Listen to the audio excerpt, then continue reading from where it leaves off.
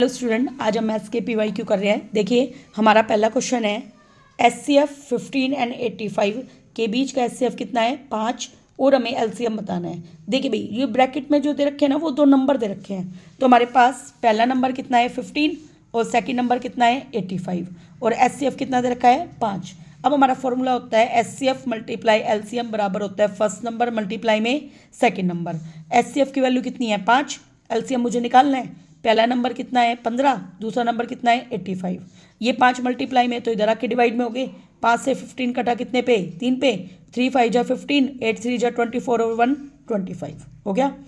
Next question, in the figure the polynomial y equal to f x has. देखो भाई अब हमारे पास ये ग्राफ दे रखा है, क्या ये ग्राफ एक्स एक्सिस को टच कर रहा है? नहीं कर रहा ना, इसलिए इसमें नंबर ऑफ जीरो डिजिट क्या आएंगे? नो। नेक्स्ट हमारा क्वेश्चन नंबर 3। देखिए भाई द गिवन लाइन रिप्रेजेंट करती है pair of linear equation ax plus B Y equal to C और पी वाई प्लस में Q X equal to R. अब हमें बताना है लाइन इंटरसेक्टिंग क्यों है। देखिए भाई हमारे पास ये इक्वेशन थी ax plus B Y equal to C और पी वाई प्लस में Q X equal to R. पहले हम इसको स्टैंडर्ड फॉर्म में लिखेंगे, x के नीचे x, y के नीचे y। तो मैंने क्यू एक्स को आगे लिख दिया और पी वाई को पीछे, इक्वल टू आर है। और इंटरसेक्टिंग लाइन के लिए क्या कंडीशन होती है भाई, a1 बाई a2 बराबर नहीं होता है b1 बाई b2 के। तो a1 क्या है इसमें a और b1 a2 क्या है इसमें q, b1 क्या है b और b2 क्या है हमारे पास p। तो ये दोनों इक्वल नहीं होंगे। तो देखो ये हमें क्वेश्चन ऑप्शन बी दे रखा है। Next question, if the roots of the equation are real और इक्वल होते हैं तो हमें k की वैल्यू बतानी है। हमें पता है रूट्स रियल और इक्वल किस में होते हैं, जब d की वैल्यू क्या हो 0। तो देखो हमें ये इक्वेशन दे रखी थी 3kx x माइनस 2 प्लस में 2 बराबर 0। 3kx को x से गुना किया तो क्या बना 3kx का स्क्वायर माइनस के 6kx प्लस में 2 बराबर 0। यहाँ से a की वैल्यू क्या है भाई 3k, b की वैल्यू क्या है माइनस के 6k और c की वैल्यू कितनी है 2। d निकालने का फॉर्मूला क्या होता है b square minus 4ac equal to 0। b की वैल्यू क्या है माइनस 6k का स्क्वायर 4 गुना में a कितना है 3k, c कितना है 2।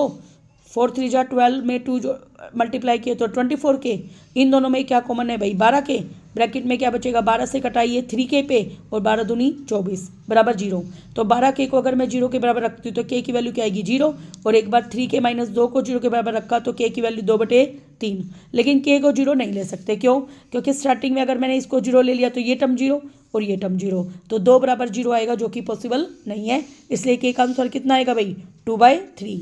तो देखते हैं हम किस ऑप्शन में दे रखा है, ये हमें देखिए फर्स्ट में दे रखा है। नेक्स्ट हमारा क्वेश्चन, दो एपी हैं जिनका कॉमन डिफरेंस क्या है सेम और उनकी पहली टर्म दे रखी है। पहली एपी की पहली टर्म को मैं ए नाम दे देती हूँ, दूसरी एपी की पहली टर्म को क्या नाम दे देती हूँ बी। अब हमें इसकी 100वीं टर्म का डिफरेंस बताना है। तो इसकी 100वीं टर्म का डिफरेंस का शॉर्टकट क्या है a माइनस बी। क्या है फॉर्मूला a माइनस बी, मतलब दोनों की फर्स्ट टर्म को घटा दो। तो पहले की फर्स्ट टर्म क्या थी -3, दूसरे की थी 4, घटाया तो -3 में -4 जोड़ा तो कितने हो गए -7। Next question number 6, the ratio in with the line segment joining the point divide by the y axis. देखिए इसके लिए मैंने दो फॉर्मूले कर रखे हैं। जैसे ये हमें पॉइंट दे रखे हैं -2 3 और 5 और -1। वाई एक्सिस के लिए शॉर्टकट होता है -x1 रेशियो x2। क्या शॉर्टकट होता है भाई -x1 रेशियो x2। ये x1 है और ये क्या है x2। x1 की वैल्यू कितनी है -2 और x2 की वैल्यू कितनी है 5। माइनस से माइनस कैंसिल तो 2:5 आ गया। अगर मान लो आपको इस शॉर्टकट से नहीं करना तो हम जानते हैं वाई एक्सिस के लिए x की वैल्यू क्या होती है 0। सेक्शन फॉर्मूला में x निकालने का फॉर्मूला होता है m गुना में x2 n गुना में x1 डिवाइड में m प्लस n।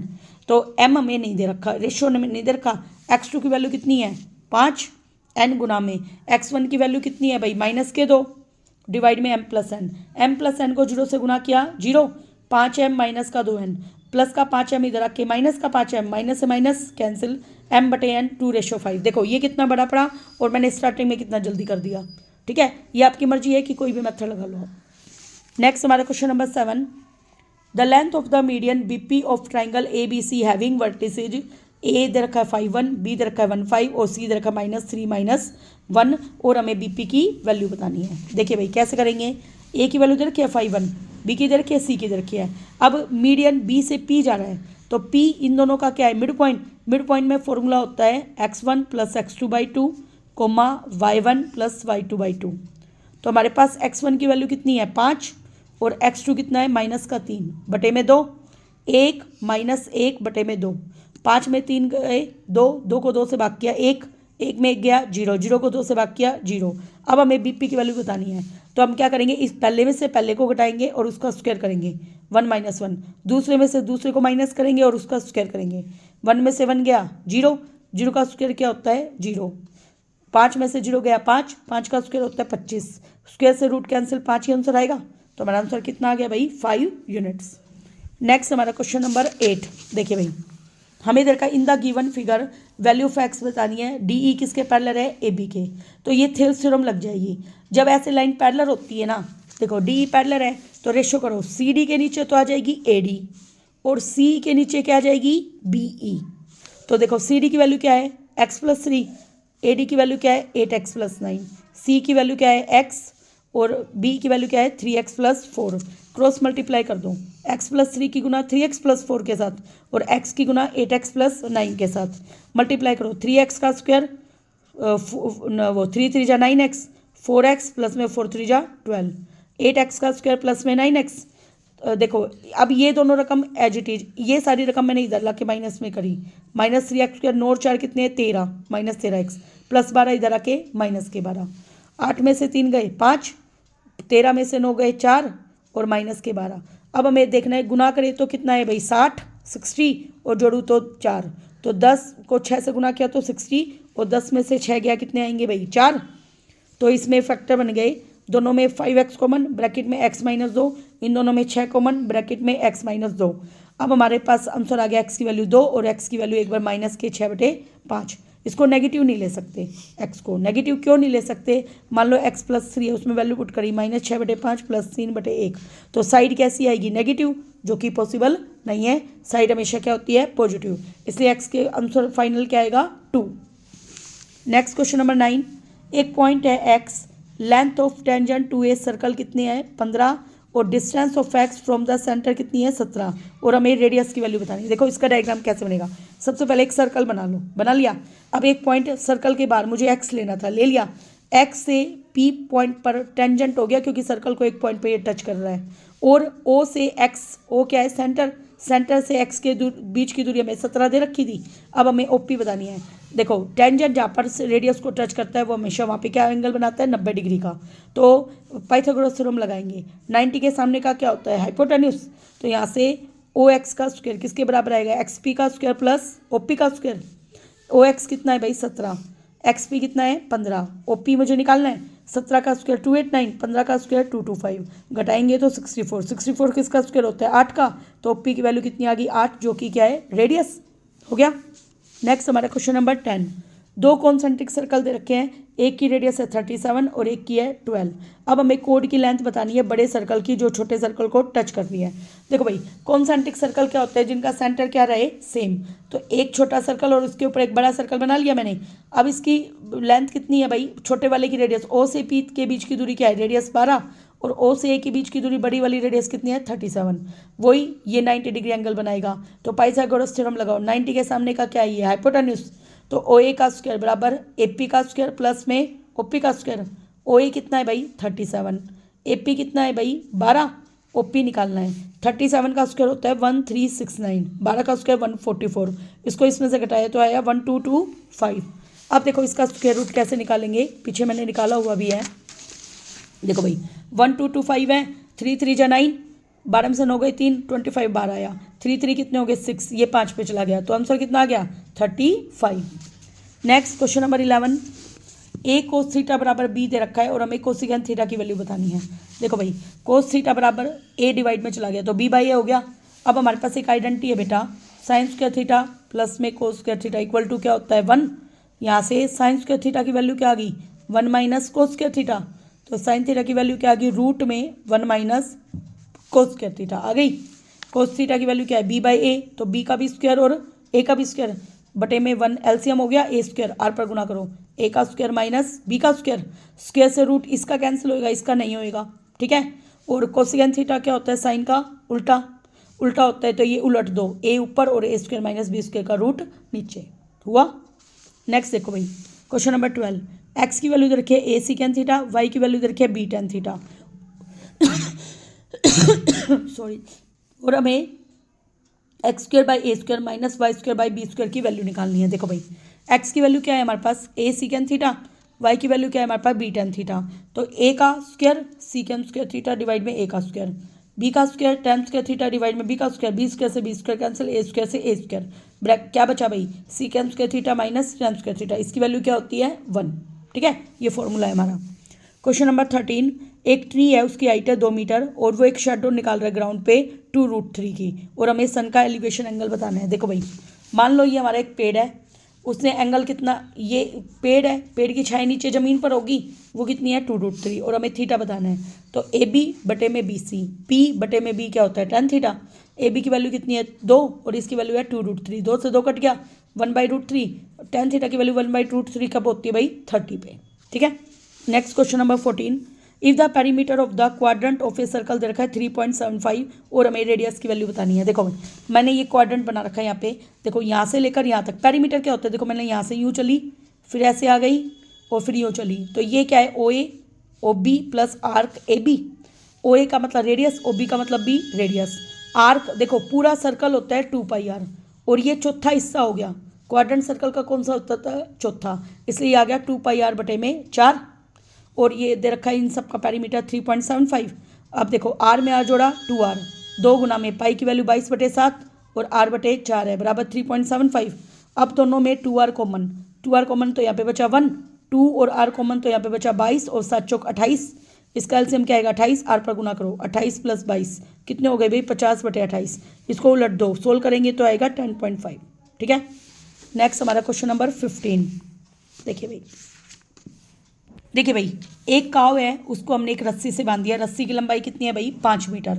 अब रेक्टेंगुलर फील्ड है ये ABCD हमारे पास, और एरिया बताना है अनग्रेज। देखो इस वाले हिस्से में गाय ने क्या किया है, ग्रेजिंग करी है, और ये अनग्रेज वाला एक काव इज, हाँ देखो ये काव को बांध रहे हैं तो ये अनग्रेज रह गया ना जो शेडेड है, तो अब हमें इसका एरिया बताना है जो कि अनग्रेज रह गया। ठीक है, तो अब मुझे एक बात बताओ, अगर मैं रेक्टेंगल के एरिया में से ये क्वाड्रेंट का एरिया माइनस कर लूँ, क्योंकि देखो गाय को बांध दूंगी तो ऐसे सर्कल बना लेगी ना, अगर ये एरिया माइनस करूँगी तो हमारे पास क्या बच जाएगा अनग्रेज एरिया। ठीक है, तो अब देखो भाई एरिया ऑफ रेक्टेंगल क्या होता है L × B, और उसको सेक्टर भी बोल सकते हैं, πr² θ में 360 होता है फॉर्मूला। लेंथ हमें 7 दे रखी थी, ब्रेथ 5 दे रखी थी, 22/7 गुना में रेडियस कितनी है 5 × 5, कैसे आई रेडियस 5, देखो भाई यहाँ से यहाँ तक बांधा, देखो ये सर्कल सा बन रहा है ना, तो रेडियस कितनी आ जाएगी 5, और थीटा कितना है 90 डिवाइड में 360, 90 से 360 कटा 4 पे, इसको सोल्व करने के बाद देखो हमारा आंसर आ जाएगा 215/14। नेक्स्ट हमारा क्वेश्चन 16। देखो भाई एक प्लेइंग बोर्ड है जिसमें 3 कंपार्टमेंट बने हुए हैं, रेड ग्रीन और वाइट, और इनके एरिया दे रखे हैं। एक डाई को फेंका और हमें प्रोबेबिलिटी बतानी है कि वो ग्रीन एरिया में ना गिरे। देखो भाई हमारे पास red area ratio green area ratio white area दे रखा है 4:2:1।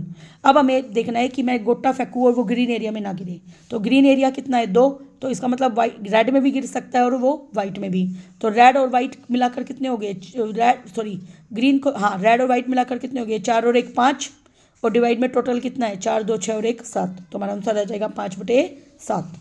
Next question number 17। कार्ड है 23 से 65 एक डब्बे में रखे हुए हैं, और उसमें से हमें नंबर बताने हैं जो 7 का मल्टीपल है। देखो भाई कार्ड हमारे हैं 23 से 65, तो 1 से लेकर 22 नंबर के कार्ड नहीं है, और 65 में से 22 नंबर के कार्ड घटा लो तो कितने कार्ड हो गए टोटल 43।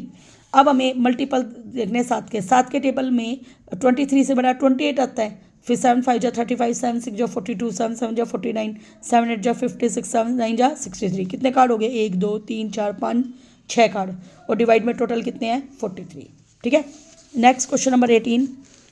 देखो भाई कंसिडर द गिवन टेबल दे रखी है और हमें फ्रीक्वेंसी बतानी है 10 और 13 क्लास की। देखो भाई पहला बिलो 7 है, उसको बिलो 7 ही रखेंगे, और अगला बिलो 10 को लिखेंगे 7 से 10, और बिलो 13 को क्या लिखेंगे 10 से 13, और बिलो 16 को क्या लिखेंगे 13 से 16। अब 10 से 13 के बीच में कौन है 17, तो इसका आंसर आ जाएगा 17।